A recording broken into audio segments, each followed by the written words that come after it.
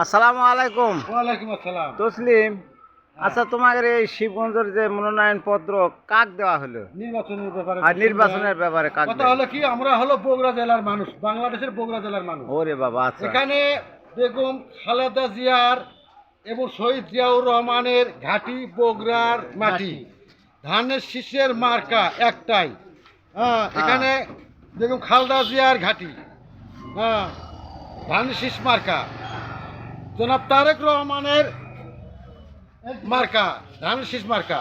আচ্ছা, এখানে বগুড়া ধানের শীষের মনে করেন যে আস্তানা।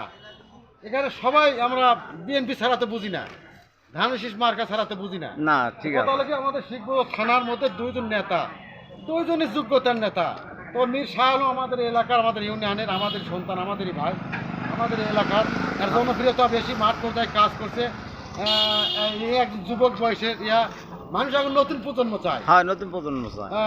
তো মাহমুদুর মান্নান একজন যোগ্যতা ব্যক্তি। তো আমাদের মধ্যে দলের মধ্যে ভেদাভেদ সৃষ্টি না করে মার্কায় একটা ধানের শীষ যাই আসুক। আর মানুষ তো সবসময় চাচ্ছে যাই যে আসুক, ধানের শীষই ধানের আসুক। শীষ। এবং হ্যাঁ, তো সবাই মিলে দ্বিধা দ্বন্দ্ব ভুলে গিয়ে সবাই একত্রিত হয়ে ঐক্য হয়ে আমরা ধানের শীষে ভোট করবো। ধানের শীষ মানে শাহ আলমক ভোট দিবে। শাহ আলমক দিলে গেলে একটু ভালো মনে করি, আমরা যুবক বয়সের তো। হ্যাঁ, সেটাই তো আমি বলছি যে শাহ আলমক দিলে ভালো শাহ হয়। আলমক দিলে ভালো মনে করি।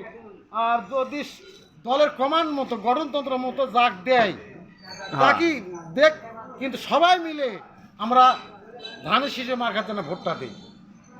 আচ্ছা। কারণ আমাদের দেখেন ধানের শীষের মার্কার ঘাঁটি, বিএনপির ঘাঁটি, বিএনপির ঘাঁটি। শহীদ জিয়াউর রহমানের ঘাঁটি, এবং খালেদা জিয়ার ঘাঁটি, জনাব তারেক রহমানের ঘাঁটি। হ্যাঁ, আমরা চাই যে এখানে বিএনপি হোক। আর এখানে বিএনপি হোক, আমাদের বিএনপি ধানের শীষ মার্কা। সবাই জানে যে এটা হলো ধানের শীষ মার্কা। ঠিক আছে, হ্যাঁ। ধন্যবাদ ভাই, ভালো থাকে। আসসালামু আলাইকুম। ওয়ালাইকুম আসসালাম।